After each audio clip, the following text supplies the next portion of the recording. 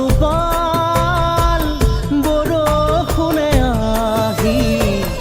চকুৰ পতাত চুমা সিঁচি দি যায় মেঘৰ নাচোনে